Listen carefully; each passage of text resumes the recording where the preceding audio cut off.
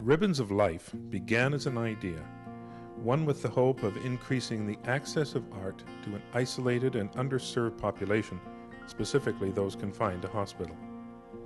It began with the concept of sharing visual arts with long-term care residents of Burnaby Hospital through the help of local, professional artists preserving their memories, and over time included students from nearby elementary and secondary schools.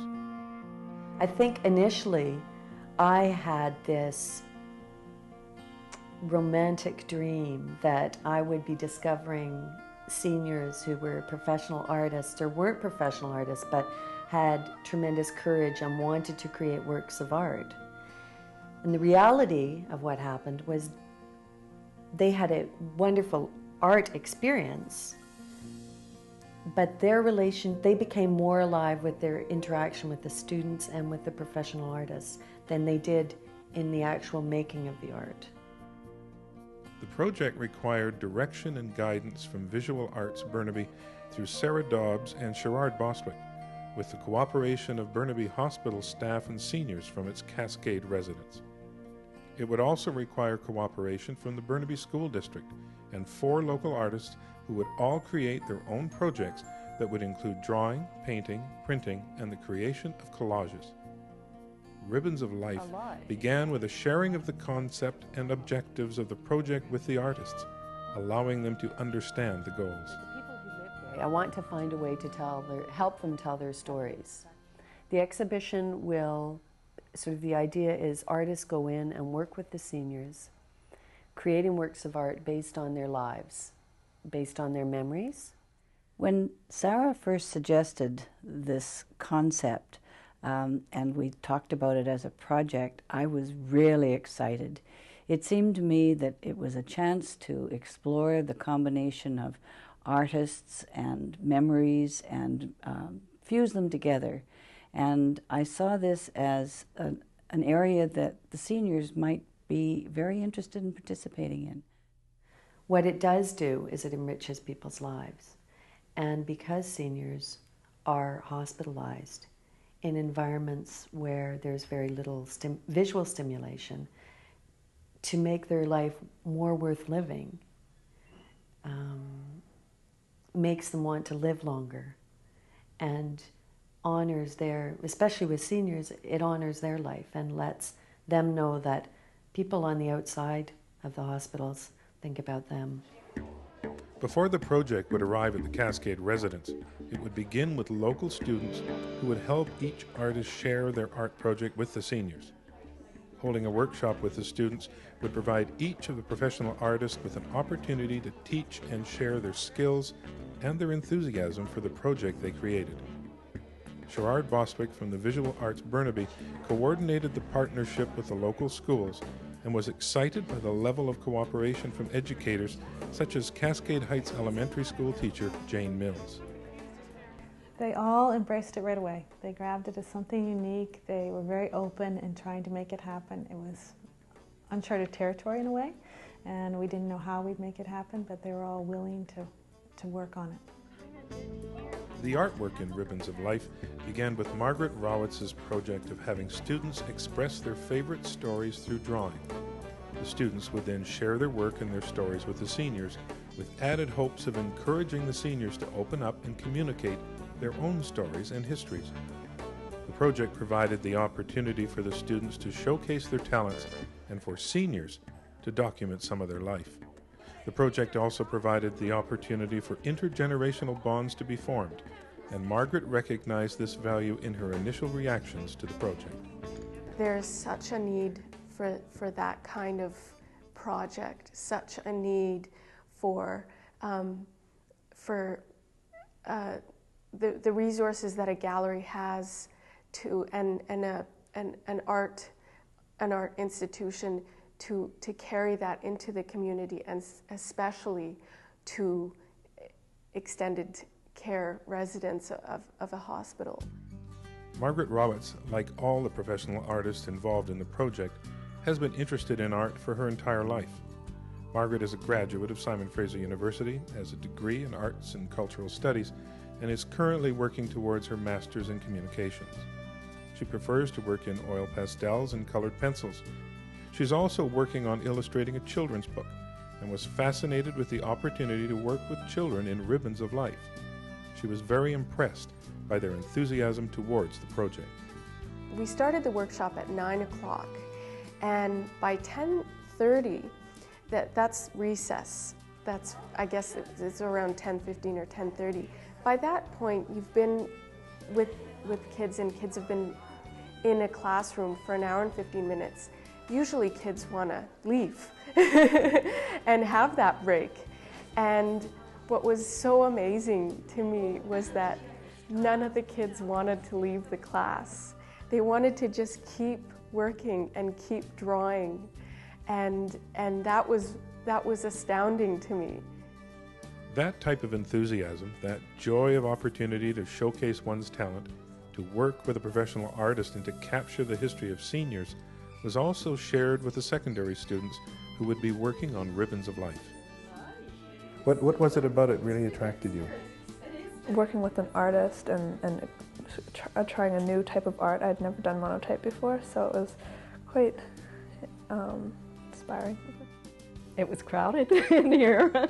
I had them all here in the studio, and I'd never tried that before. I'd never actually given a class here at home before in my studio, and I didn't know how that would work because printmaking requires quite a bit of space because you have to soak your papers, and we were printing by hand, so we didn't have to use the press. But it still takes up quite a bit of space for materials, so it was a little bit crowded, but it was a great afternoon. We had a lot of fun.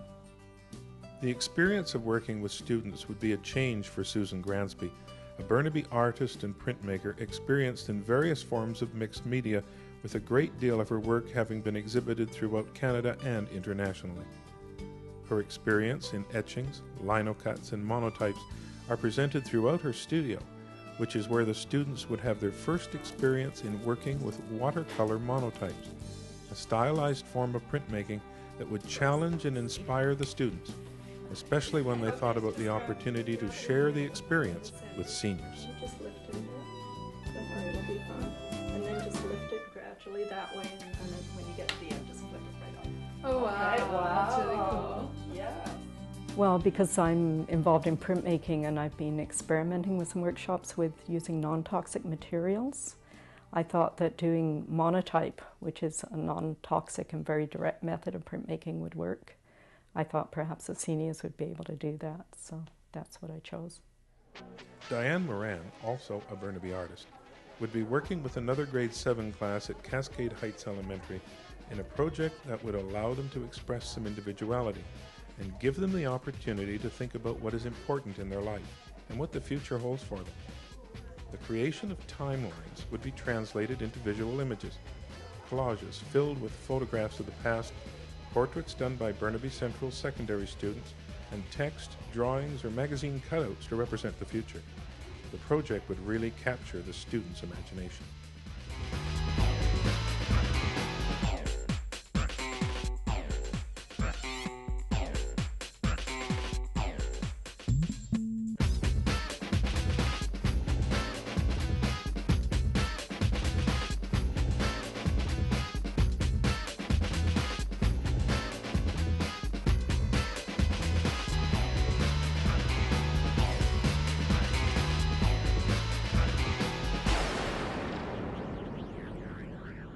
It was amazing. I really enjoyed working with the students because of their ideas and how they sort of perceive things.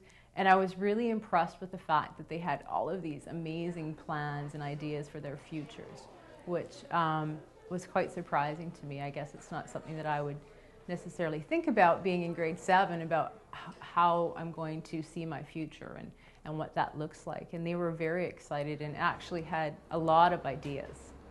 Inspired by her art through her high school years, Diane renewed her enthusiasm for creative expression and rediscovered her artistic path 6 years ago. Since that time, she has participated in various workshops, sculpting classes, and art shows, and continues to develop her skills in various art forms, including clay, paper mache, and mixed media. We're all artists at heart. It's just a matter of allowing yourself that freedom and flexibility to do things. So try and pick up a paintbrush and put pen to paper, or get a lump of clay and manipulate it. As I said, we're all artists at heart. It's just a matter of allowing yourself to explore those opportunities. The final art project in Ribbons of Life would also involve collage, as Marie Price, an artist trained in printmaking and silk screening, would work to combine old and new technologies in a project that would create stylized portraits of the seniors at the Cascade residence. Marie would draw on her expansive background in art to challenge herself and the secondary students involved to create very personal pieces of artwork. Well, I knew I would be working with teenagers in high school, and I thought that they would be computer literate and at least familiar with some of the basic packages on a computer. And I thought the use of photography would also appeal to them. And I thought the use of photography and the interviews would appeal to the seniors, that they would be able to see themselves and their words together on one page. And it was a sort of combination of something very new, the computers, with something that was more of their generation, the spoken word and photography. Marie held a workshop to explain some of the concepts of her project to the students, what materials were involved, and some of the challenges of the project. She shared her joy of capturing the seniors' memories with the students. It brings people an awareness of the interesting lives that these people have led. And I think too often in our society, the seniors are forgotten. It's a very youth-oriented society. And I think this project was wonderful in that we were able to listen to their stories and really listen to them and understand how, what fascinating lives they have led, and just everything that they had to deal with was so different from what we're accustomed to and what the teenagers are accustomed to. It's a lesson in history, really. Margaret Rowitz and her group of 6 grade 7 students would be the first to visit the seniors in the long-term residence of Burnaby Hospital. Out of respect for the seniors' health, the group would only visit for an hour at a time and at midday, when the energy levels would be the highest. At first, there was a little bit of nervousness. You know, some of the students felt a little nervous about going into the hospital. They weren't sure what they were going to see. They weren't sure what it was going to smell like. You know, all those things. Maybe they didn't, you know, in North America, seniors are closed away. You know, in other cultures, their histories are embraced and their experiences embraced. The experience would be awkward for the students at first. It was at times difficult to communicate. Some of the seniors did not want to participate, and so the students would go on creating, working while the seniors watched and became more comfortable with their visitors. What became interesting to notice at this stage was the similarities of personality and understanding of the students and the seniors, and you could quickly lose sight of the fact that there was 80 years of life separating the two groups. Over the first week, the students would meet the seniors at a regular time, and soon, as stories were shared and conversations opened up, bonds began to form. There was one child, one boy, who we had set up at a table, but we were waiting to put seniors with him.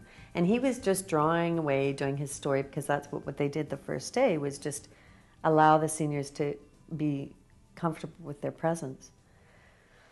And so we realized he wasn't interacting, so we moved him to another table.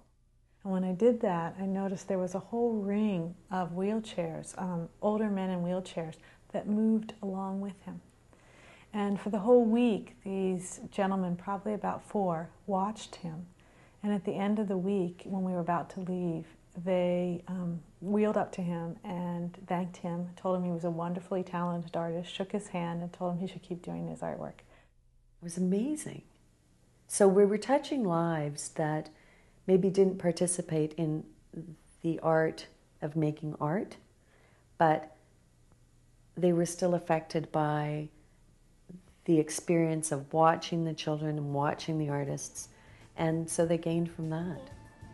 As conversations became more personal, what became obvious was the importance of the process, that simply bringing young and old together created an opportunity for exchange. The students would learn about the rich lives that the seniors had led, whether it was from Lavinia and her experiences in England at age 13 at an ammunition factory, or from Robert, who panned for gold in his early years and later became an RCMP officer, or from Giovanni, who grew up on a farm in Italy where he looked after a Red Bull. They learned about the challenges that they faced throughout their lives, and how many of them, like Mary, emigrated to Canada with their families, seeking a better life. They learned about how much the world had changed from people who had grown up without television, video games, or CD players. Much of what the students learned through the experience was beyond their education in school. They told me a lot about their childhood, and one of the main people I worked with was Giovanni, and he had a story about he used to live in a farm, so he had bulls and he used to train them, and he drew really great pictures of birds. And they were really interested about what I was drawing, what I was and they drew some of things from their childhood too. So you were sharing things back Yeah. and forth? Yeah. For the seniors, it was an opportunity to express themselves, to validate decisions in their lives, and to share some of their wisdom. While the program was being introduced and taking shape and form, and the students were interacting with the seniors and vice versa, I was very conscious that our initial concept was having to grow and change along with them. And where we first saw the seniors doing a lot more of hands-on work, it then appeared to be something that the students could do for them. They became the seniors' hands, as it were, and they interpreted the dreams and memories of the seniors as they were shared.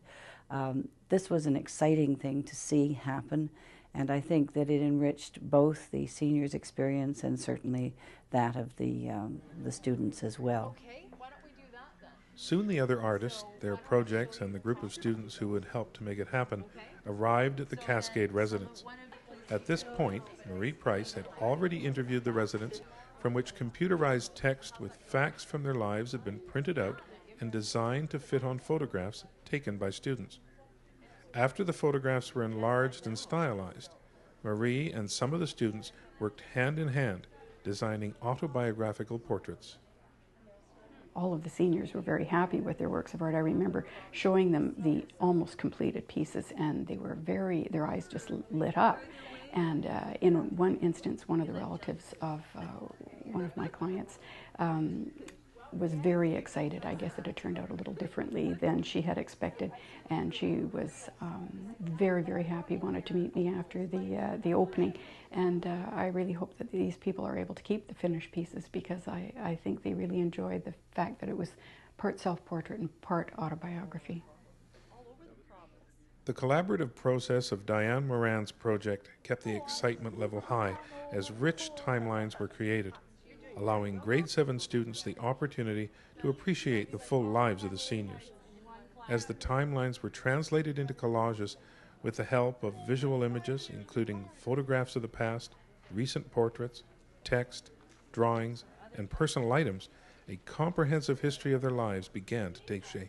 I was working in a store. In a store in Winnipeg? It's Piggly Wiggly. Piggly Wiggly, that's what you call Winnipeg? No, that was the name of the store. Oh, wait, what? You're giving them instruction on where they're putting everything, or doing the work for you? They're doing it very well. Oh, good. I think it's very beautiful. You like that or no? I like that. I do too. The seniors would help in the design, deciding where the various elements would be placed, and for some, it would certainly be a trip down memory lane. By the end of the 5 days, the various collages began to take shape, and with that, a visual history, travels, relationships, disappointments, and triumphs. And although the students were busy cutting and pasting, you could tell that much of what they were touching affected them, and that they would take that knowledge back to school to share with their classmates. Everyone working together as a team, it was just amazing, the energy that was flowing in that room, and in a room that maybe doesn't have an opportunity to have that kind of energy, and the interaction was quite surprising. Especially in the ones from Susan Gransby's, the students that she worked with, because they were working directly with the residents. In other words, the residents told them stories and they actually were drawing as they were told the stories. And so as they'd start to draw and they'd have a concept in their mind, they'd have to check it out with the residents again. And so the conversation became richer and richer, and you can see those in the prints, the layers of information that they put on, and the caring and the closeness that was created, the bond. The process of sharing allowed friendships to be created, to the point that when it came time to say goodbye, it was very difficult. When the students said goodbye after the first project with the first artist, it took an hour and a half. There was such bonding that went on, and the seniors were really proud of what they'd done and of their new relationship with the kids, and you can't beat that. I think that when we started out, we thought the artwork would be a lot more important than it turned out to be. And I don't mean to diminish the artwork that came out. Some of it's quite beautiful.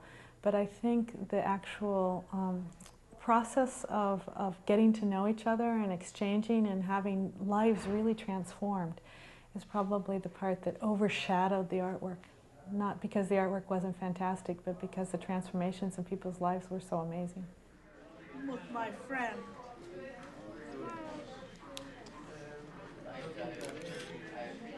Okay, thank you. Well, I will always remember Mary. Mary? Yeah. She's even like, I think that she's really, she has a really great childhood, and she just, like, after a long time, she's just starting to forget, but then when we talk to her, she's starting to remember again all the sad memories and all the good memories. Soon it would be time to showcase the completed artwork. Everyone involved in the Ribbons of Life project would come together to congratulate the efforts of many, including all of the students, hospital and school staff, and of course the seniors and some of their family members. There would be speeches to help ensure that everyone understood the importance of what they had achieved. It was wonderful to get to come to Cascade Residence. I looked forward to it every one of our visits, and every student that came also looked forward to it, as well as sharing your stories back with their classrooms. Certificates would be handed out to everyone that made it happen, including the seniors whose youthful enthusiasm for the recognition did not go unnoticed.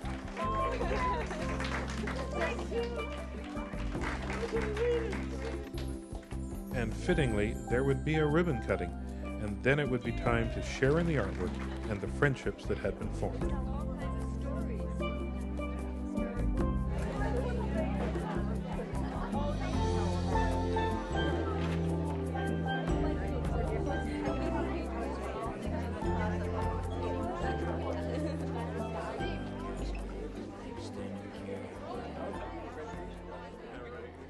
I see the seniors' lives being passed on in the visual markings of a 12-year-old. I love seeing them interact with the students, and even though the students made the artwork, they did it through listening to the stories of the residents, and the whole thing was really rewarding. I mean, every day we went in there was more exciting than the last. It will be a caption in time that explains who they are, where they've been, where they'd like to go. So it's almost like a time machine. That's neat. The completed artwork tells a story. It tells many stories. Mary traveling across the Atlantic, trying a banana for the first time. Margaret, now confined to a wheelchair, reminiscing about a time when she was a dancer. And Martin's former life as a violin maker, and also a boxer. The completed artwork, together with the memories of the students, the artists, and the seniors, create Ribbons of Life.